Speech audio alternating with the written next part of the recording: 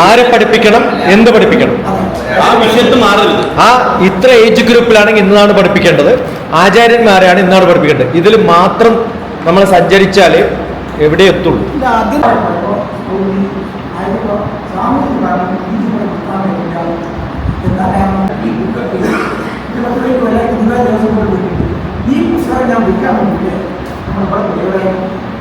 ആചാര്യന്മാർ മറുപടി നിങ്ങളവിടെ. ഇനി ഇതിന്റെ ചിട്ടാവട്ടങ്ങളും ക്ലാസ്സുകൾ എങ്ങനെയായിരിക്കണം, എന്തൊക്കെ തുടങ്ങണം എന്നതിനെ കുറിച്ച് കൃത്യമായിട്ട് ശശിയേട്ടൻ നമുക്ക് അല്ല സിലബസിന്റെ കാര്യം തന്നെ പറയാൻ പറയട്ടെ.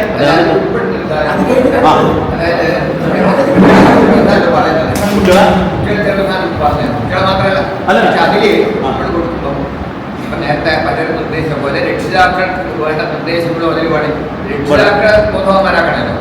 അതിനുള്ള ഒരു പദ്ധതി അല്ല, ഇവിടെ പറഞ്ഞിരിക്കുന്ന അഭിപ്രായങ്ങൾ അദ്ദേഹം എഴുതിയിട്ടുണ്ടല്ലോ, അതുകൂടി ഒന്ന് നോക്കിയിട്ട് ഇതിനെ എങ്ങനെ പിന്നെ 2 or 3 സിലബസ് ആക്കണം എന്നുള്ളത് ആലോചിക്കാം എന്നുള്ള എൻ്റെ അഭിപ്രായം.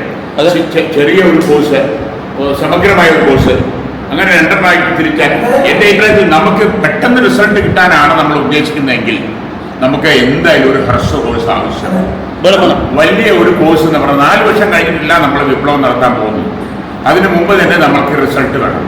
എൻ്റെ അഭിപ്രായത്തിൽ ഇതിൻ്റെ രക്തം ചുരുക്കമായിട്ട് കുട്ടികൾക്ക് പറഞ്ഞു കൊടുക്കാനുള്ള ഒരു സിലബസ് നമ്മൾ ഉണ്ടാക്കണം. അല്ല, അത് പറഞ്ഞിട്ടുണ്ട്, അദ്ദേഹം എഴുതിയെടുത്തിട്ടുണ്ട്. പിന്നെ ഓരോരുത്തരും എവിടുന്നാ വന്നതെന്നുള്ളത് എഴുതിയിട്ടില്ല എന്നാണ് തോന്നുന്നത് എനിക്ക്. ഓരോരുത്തർ ഏത് ജില്ലയെന്നാ വന്നതെന്ന് എഴുതിയിട്ടില്ല, ഏത് ജില്ലയെന്നാ വന്നതെന്ന് എഴുതിയിട്ടില്ല. ഓരോ ആൾക്കാർ വന്നത് അത് നമ്പറിൽ വിളിച്ചു ചോദിക്കുക എഴുതണം. അല്ല, അത് ക്ലിയർ ചെയ്തോ.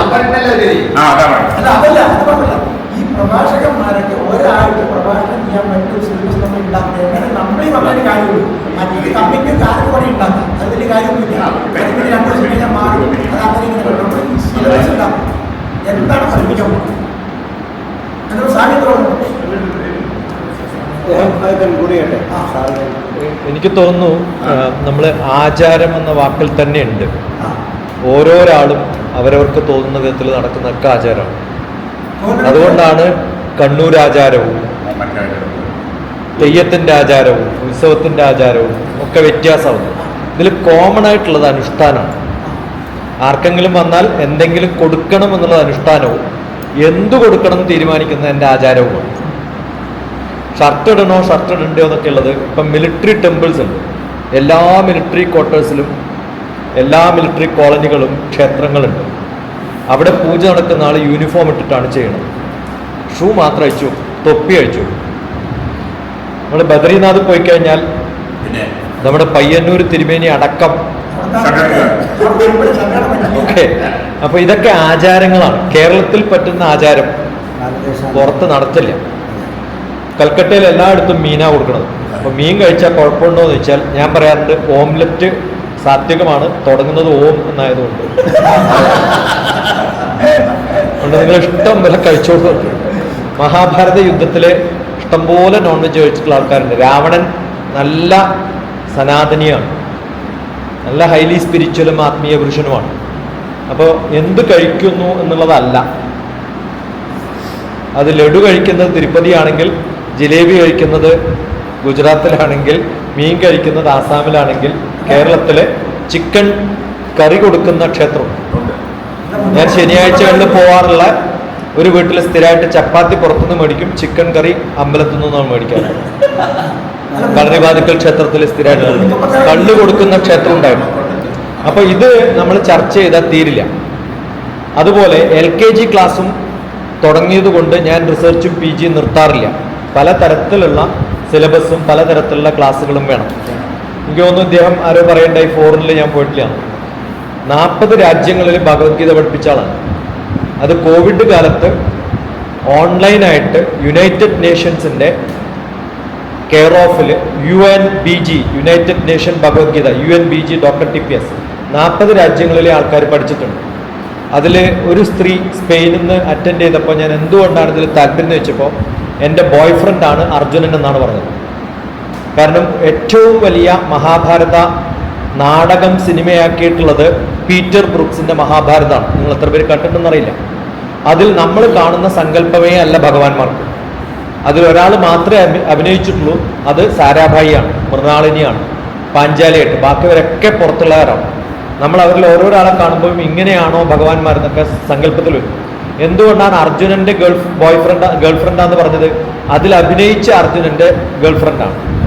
അങ്ങനെ പഠിക്കാൻ താല്പര്യമുള്ള, സംസ്കൃതം ചൊല്ലാൻ പറ്റാത്ത ആൾക്കാർ പോലും, ആഫ്രിക്കയിൽ നിന്ന് UK സ്ഥാപിച്ചിട്ടുള്ള ആൾക്കാർ പോലും എൻ്റെ സ്റ്റുഡൻസ് ആയിട്ട് പഠിച്ചിട്ടുണ്ട്. മലയാളത്തിൽ ആദ്യമായിട്ട് ഇപ്പോൾ 10ാം ചാപ്റ്റർ വരെ ഓൺലൈൻ ആയിട്ടുള്ളതിൽ 1 മില്യൺ ആൾക്കാർ കാണുന്നുണ്ട്. അത് ലക്ഷ്മി കാനാത്താണ് നമ്മളൊക്കെ കണക്ട് ചെയ്തിട്ടുള്ള, എന്നെ ഇതിനകത്ത് കണക്ട് ചെയ്ത് ലക്ഷ്മി കാനാത്താണ് എന്നിൽ നിന്ന് പഠിക്കുന്നത്, ഒരാളെ പഠിക്കുന്നുണ്ട്. അത് ഓൺലൈൻ ഇടുമ്പോഴാണ് പലരും കേൾക്കുന്നത്. ഇതൊക്കെ അത്യാവശ്യമായിട്ട് വേണ്ടതാണ്. ഗൾഫിൽ 2000 ഞാൻ ക്ലാസ് എടുക്കാൻ പോകുമ്പോൾ ഇത്രയും ആൾക്കാർ കൂടുമ്പോൾ ചെരുപ്പ് ചാക്കിലെടുത്തിട്ട് എവിടെയെങ്കിലും കൊണ്ടുപോകും. കാരണം അവിടെ 10 ചെരുപ്പിലധികം കണ്ടാൽ പോലീസ് വന്ന് പിടിക്കും നമ്മളൊക്കെ. അന്ന് ഗവൺമെൻറ് സർവീസിൽ ഇരിക്കുമ്പോൾ അവിടെ ക്ലാസ് എടുക്കാൻ പോവുകയും ബാലഗോകുലം തുടങ്ങുകയും ചെയ്ത ആളാണ്.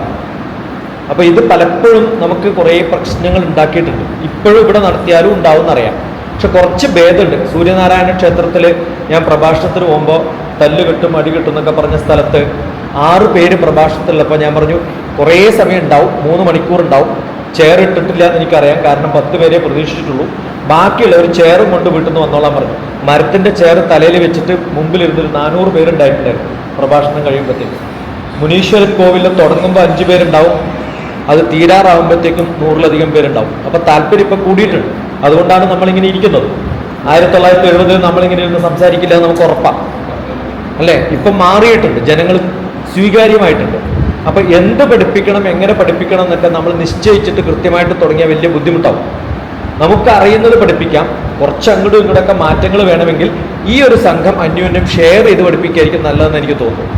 കാരണം അങ്ങ് കൃഷ്ണനെ പറ്റി പറയുമ്പോൾ ഞാൻ ചിലപ്പം എനിക്ക് തോന്നുന്നത് ദേവിയാണ്. എൻ്റെ ചെറുപ്പത്തിൽ ഭാഗവതം എന്ന് അത് കുഴപ്പമില്ലാതെ ഞാൻ പറഞ്ഞു. ഭാഗവതം എന്ന് പറഞ്ഞാൽ ദേവി ഭാഗവതമായിരുന്നു ഞങ്ങൾക്ക്. ഇപ്പോൾ ഭാഗവതം എന്ന് പറഞ്ഞാൽ ദേവി ഭാഗവതം ആർക്കും അറിയില്ല. ദേവിയെ വിട്ടു നമ്മൾ. ഏതോ ഒരു തൃശ്ശൂരിൽ നിന്ന് കൊടുങ്ങല്ലൂരിലേക്ക് പോകുന്ന ബസ്സിൽ പണ്ട് ഈ ബസ്സിൻ്റെ ഐശ്വര്യം കൊടുങ്ങല്ലൂർ അമ്മ എഴുതിയത് മാറ്റിയിട്ട് വേറൊരു അമ്മയുടെ പേര് എഴുതിയിട്ടുണ്ട്. അപ്പം ഞാൻ അന്ന് എഴുതിയൊരു കവിതയാണ്, കൊടുങ്ങല്ലൂർ അമ്മയെ നിങ്ങൾ ഏത് ബസ് സ്റ്റോപ്പിൽ ഇറക്കി വിട്ടു, മറ്റേ അമ്മയെ ഏത് ബസ് സ്റ്റോപ്പിൽ നിന്ന് കയറ്റി വിട്ടു. കാരണം ആൾദൈവങ്ങളാണ് ഇപ്പോൾ പ്രാധാന്യം.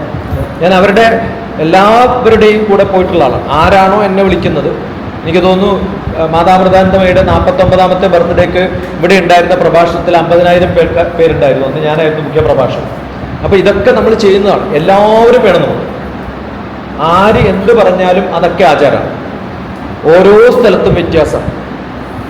അതുകൊണ്ട് എല്ലാ തരത്തിലുള്ള കാര്യങ്ങളും നമ്മൾ യൂണിഫിക്കേഷൻ, ഒരു പുസ്തകം ഉണ്ടാക്കിയിട്ട് ആക്കാൻ പറഞ്ഞാൽ അടികൊള്ളു, നടക്കില്ല. പതുക്കെ പതുക്കെ പതുക്കെ പതുക്കെ സ്റ്റെപ്പ് ബൈ സ്റ്റെപ്പായിട്ട് പോവാം. അത് തുടങ്ങേണ്ടത് ഏജ് 3 to grade 3 എന്നാണ് ഞാൻ പറയാം. 3 വയസ്സ് മുതൽ 3ാം ക്ലാസ് വരെ.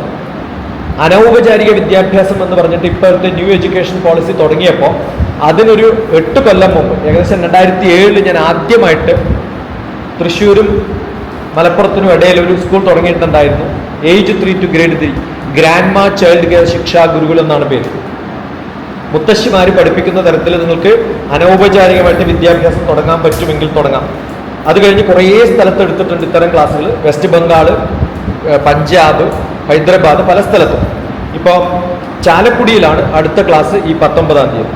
അതിൽ നമ്മുടെ ഭാരതീയ സംസ്കാരം പഠിപ്പിക്കുകയും ശ്ലോകം പഠിപ്പിക്കുകയും, ഞാൻ എൻ്റെ വീട്ടിൽ പഠിപ്പിച്ചു തുടങ്ങിയതാണ് ഇന്നത്തെ ശ്ലോകം.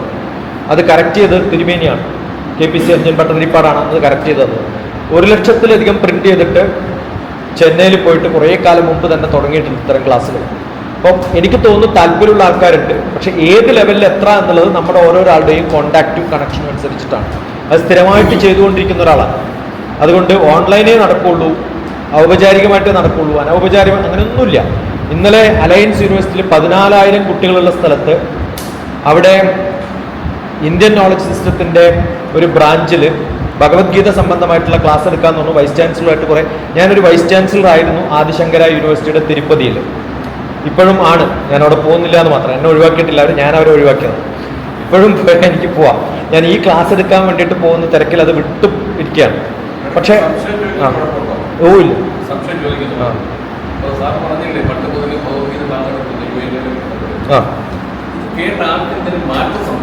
ഇഷ്ടംപോലെ ആൾക്കാർ ഇപ്പൊ ഞാൻ മാറ്റം പറ്റിയിട്ടുണ്ട്. കഴിഞ്ഞ പ്രാവശ്യം ഞാൻ പോയ സമയത്ത് പാഞ്ചജന്യത്തിന്റെ രാമായണ കാലത്താണ് പോയത്. അന്ന് ഞങ്ങൾക്ക് സത്സംഗ് നടത്താൻ ഒരു കുഴപ്പമില്ല. ഏത് വീട്ടിലും എത്രയും ആൾക്കാരെങ്കിലും കൂടാ. ഇപ്പോൾ അവരൊക്കെ പെർമിഷൻ തന്നിരിക്കുന്നു. സംസ്കൃത ഭാരതിയുടെ പ്രോഗ്രാമുകൾ കുവൈത്തിലും ബഹ്റിനിലും സൗദി അറേബ്യയിലും ദോഹയിലും UAE-യിലും ഒക്കെ ക്ലാസ് എടുക്കുന്നുണ്ട്. മലയാളികളാണ്. അതിന്റെ കോർഡിനേറ്റേഴ്സ് മലയാളികളാണ്. അതിൽ ഫുൾ ടൈം വർക്ക് ചെയ്യുന്ന ആൾക്കാരുണ്ട്. ഉണ്ടല്ലോ, അതുള്ളത് കൊണ്ടാണ് നമ്മൾ കൂടുന്നതും, അതുള്ളത് കൊണ്ടാണ് നമ്മളിപ്പോ ഒരു പ്രോഗ്രാമിന് പോയാൽ ഇവരെയൊക്കെ സംഘടിപ്പിക്കാൻ പറ്റുന്നതും. കഴിഞ്ഞ 2 ആഴ്ച മുമ്പ് സായി ഗ്രാമത്തിൽ 8 ദിവസത്തെ ക്യാമ്പ് നടത്തി. 13 വയസ്സ് മുതൽ 30 വയസ്സ് വരെയില്ല. അതിൽ അലയിൽ നിന്നും ദുബായിൽ നിന്നും ഒക്കെ ആൾക്കാരെ അയക്കുന്നത് അമ്മമാർക്ക് താല്പര്യമുള്ളതുകൊണ്ടാണ്. ഞാൻ നിങ്ങളുടെ മസ്കറ്റിൽ വന്നിട്ട് കിംജിയുടെ ഗസ്റ്റ് ആയിട്ട് കിംജി എന്റെ ക്ലാസ്സിൽ ഇരുന്നിട്ട് കേട്ടിട്ടുള്ളതാണ്. 2002 എല്ലായിടത്തും നെഗറ്റീവുകൾ ഉണ്ടാവും. നിങ്ങൾ പഴയ ഒമാൻ ടൈംസിൽ നോക്കിയാൽ അവിടെ ഇന്ത്യൻ സ്കൂളിൽ ഇന്ത്യൻ ഹെറിറ്റേജിനെ കുറിച്ചുള്ള പേപ്പർ റിപ്പോർട്ട് ഞാൻ അയച്ചു തരാം.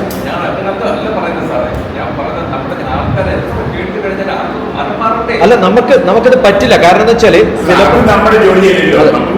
നമുക്ക് ചെയ്യാറുള്ളത് ചെയ്യാം. ഞാൻ അതിന് ഞാനൊരു സംഗതി പറയുകയാണെങ്കിൽ ആഫ്രിക്കൻ രാജ്യങ്ങളിലെ ആൾക്കാർ എന്നോട് പറയുന്നുണ്ട് രാമായണത്തിലേക്കൊന്നും ഇഷ്ടംപോലെ ഉണ്ട്, എല്ലായിടത്തും ഉണ്ട്. അപ്പൊ അല്ല, ഞാൻ പറയുന്നത് എല്ലാവരെയും എല്ലായ്പ്പോഴും മാറ്റാൻ നമുക്ക് പറ്റില്ല. നമുക്ക് പറ്റുന്ന കാര്യങ്ങൾ നമ്മൾ ചെയ്യുന്നത് എങ്ങനെയാണെന്നുള്ള ആലോചിക്കാം. അത്തരം ആലോചനകൾ എനിക്ക് തോന്നുന്നു ഇത്തരം ഗ്രൂപ്പുകളിൽ ഡിസ്കഷൻസിലോടുകൂടി നടക്കാം. അതിൽ കൃത്യമായിട്ടുള്ള രേഖാപരമായിട്ട് എഴുതി വരുമ്പോഴാണ് മാറ്റം ഉണ്ടാക്കാൻ പറ്റുക. അതെ, 3 or 4 തരത്തിൽ. അതെ, കാരണം ബാലഗോകുലവും ഫെയിൽ ചെയ്തത്. ഞാൻ MAGയുടെ ഒക്കെ കൂടെ ഭാസ്കരീയത്തിലും അവസാന കാലഘട്ടം അടുത്ത കാലത്ത് കൂടെ ഞങ്ങൾ ഡിസ്കഷൻ ഉണ്ടായിരുന്നു. ബാലഗോകുലം കുറേ സ്ഥലത്ത് തുടങ്ങിയ ആളാണ് ഞാൻ. അതിൽ പറ്റുന്നത് ഏകദേശം 6ാം ക്ലാസ് വരെയുള്ള കുട്ടികൾ കിട്ടും. പിന്നെ അവരെ പിടിച്ച കിട്ടില്ല. അവർ ട്യൂഷന് പോകും. അവർക്ക് സമയമില്ല. നമ്മൾ എന്ത് പഠിപ്പിക്കാൻ ശ്രമിച്ചാലും 8ാം ക്ലാസ് മുതൽ 12ാം ക്ലാസ് വരെയുള്ള കുട്ടികളെ കിട്ടാൻ വലിയ ബുദ്ധിമുട്ടാണ്. അതിനു മുമ്പ് നമ്മളിത് ഏൽപ്പിക്കാൻ അവർക്കിത് പറഞ്ഞാൽ മനസ്സിലാവില്ല. അതുകൊണ്ട് പാരൻസിനെയാണ് നമ്മൾ ചെയ്യേണ്ടത്. പിന്നെ ചെയ്യാൻ പറ്റുന്നത് കോളേജ് ലെവലിലും ഒക്കെയാണ്. അതുകൊണ്ടാണ് ഞാൻ വളരെ അത്തരം കാര്യങ്ങളിൽ ഇടപെടുന്ന സംഭവങ്ങൾ ഞാൻ പറഞ്ഞത്. ഇഷ്ടംപോലെ ഓർഗനൈസേഷൻസ് സംസ്കൃതം പഠിപ്പിക്കുന്നുണ്ട്. അത് ഓൺലൈനായിട്ട് പഠിപ്പിക്കുന്നുണ്ട്. കോഴ്സുകൾ സെപ്പറേറ്റ് ലെവലിലുണ്ട്. അതൊക്കെ ചെയ്തുകൊണ്ടിരിക്കുന്ന ആൾക്കാർ കുറേ പേരുണ്ട്. 1000കണക്കിന് 10000കണക്കിന് പേരുണ്ട്. അപ്പോൾ എനിക്ക് തോന്നുന്നു നമ്മൾ ഈ ആചാരാനുഷ്ഠാനങ്ങൾ, ഇപ്പം തിരുമേനിയുടെ ബ്രഹ്മശ്രീ KPC അനുജൻ ഭട്ടതിരി പറഞ്ഞ മാധവജിയുടെ ശിഷ്യനാണ്. അദ്ദേഹത്തിന്റെ പുസ്തകം എന്ന് പറയുന്ന ആചാരാനുഷ്ഠാനങ്ങൾ എന്ന് പറയുന്ന ഒരു പുസ്തകം. ക്ഷേത്രാചാരങ്ങളും അനുഷ്ഠാനങ്ങളും. ബ്രഹ്മശ്രീ KPC അനുജൻ ഭട്ടതിരിപ്പാട്. ഓക്കെ, അദ്ദേഹത്തിന്റെ പുസ്തകമുണ്ട് ക്ഷേത്രാചാരങ്ങളും അനുഷ്ഠാനങ്ങളും. എനിക്ക് തോന്നുന്നു അതാണ് ഏറ്റവും ഒതന്റിക്കേറ്റ് ആയിട്ടുള്ളത്. തന്ത്രസമുച്ചയം എന്ന പുസ്തകത്തിന്റെ ഒരു വ്യാഖ്യാനം എഴുതിയിട്ടുള്ളതും ബ്രഹ്മശ്രീ KPC അനുജൻ ഭട്ടതിരിപ്പാടാണ്. അപ്പോൾ പഠിക്കാൻ പറ്റുന്നവർക്ക് പഠിക്കാനുള്ള എല്ലാ സംഭവങ്ങളും നമ്മുടെ ചുറ്റുമുണ്ട്. അതുകൊണ്ട് നമ്മൾ ഓരോരുത്തരെയും അവരെ തെറ്റാണ്, അത് ശരിയല്ല എന്ന് പറയുന്നതിന് പകരം അങ്ങനെ പോയാൽ തീരില്ല. നമുക്ക് പറ്റുന്ന തരത്തിൽ നമുക്ക് എന്തൊക്കെ ചെയ്യാൻ പറ്റുമെന്ന് ആലോചിക്കാം. അതിൽ കൺസെൻസസ് ഉണ്ടാക്കാനും നമുക്ക് പറ്റുന്ന കാര്യങ്ങൾ. എനിക്കൊരു സംശയം വന്നാൽ ഒരാൾക്ക് ചോദിക്കാം. അദ്ദേഹം പറയുന്നത് ഏറ്റെടുക്കാൻ പറ്റുകയാണെങ്കിൽ ഏറ്റെടുക്കാം. അദ്ദേഹമായിട്ട് കയർത്തിട്ട് എൻ്റെ സമയം കളയാൻ എനിക്ക് സമയമില്ല എന്നാണ് എൻ്റെ അഭിപ്രായം. കാരണം ഇഷ്ടംപോലെ നമുക്ക് വേറെ പണികളുണ്ട്. അതുകൊണ്ട് ഓരോരുത്തരും പറ്റുന്ന പണികൾ ചെയ്യാം. അതാണ് നമ്മൾ ചെയ്യേണ്ടതെന്ന് ആരാണ് ഉദ്ദേശിക്കുന്നത് അവർ ആചാര്യന്മാർക്ക് വേണ്ടിയിട്ട് ഒരു ശിബിരമായി അതാണ് അത്യാവശ്യമായിട്ട് വേണ്ടത്.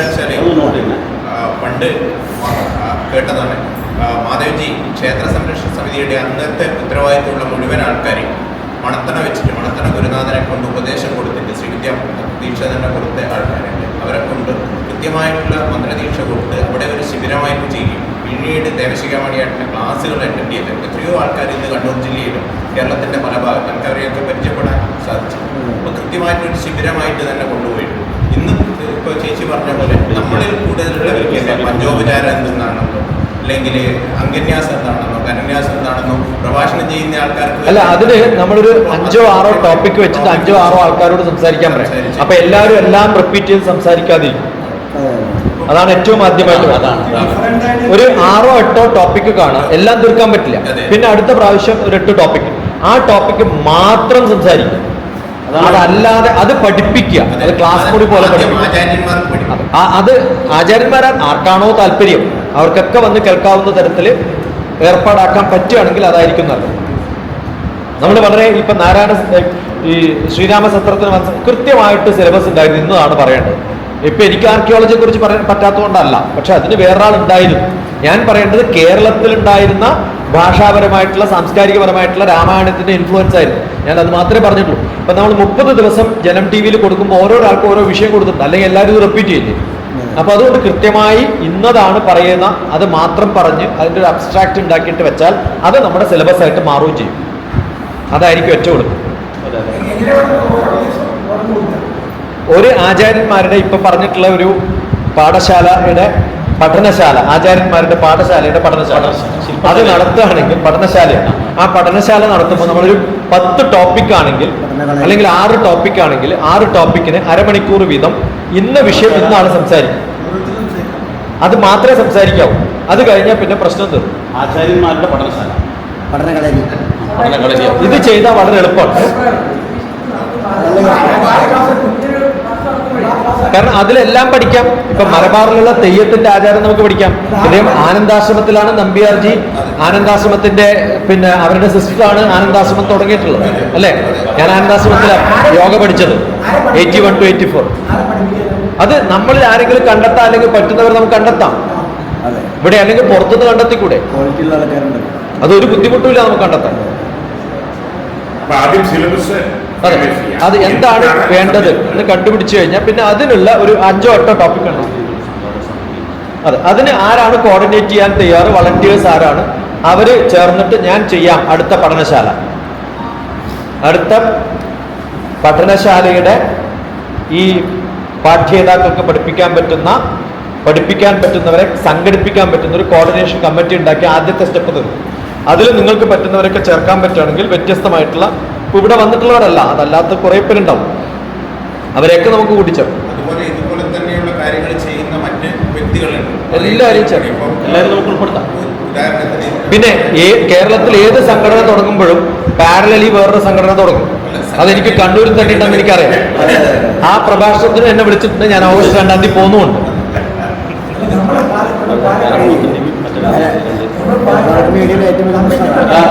നമുക്ക് ആദ്യം നമുക്കൊരു സംഘാടക സമിതി അതെ, ആദ്യം നമുക്ക് ഈ മൊത്തം ദേശീയ തലത്തിൽ ഭാരതത്തിന്റെ എല്ലാ ഭാഗത്തും നടത്താൻ പറ്റിയ ഒരു ദേശീയ തലത്തിലുള്ള സംഘാടക സമിതി അല്ലേ?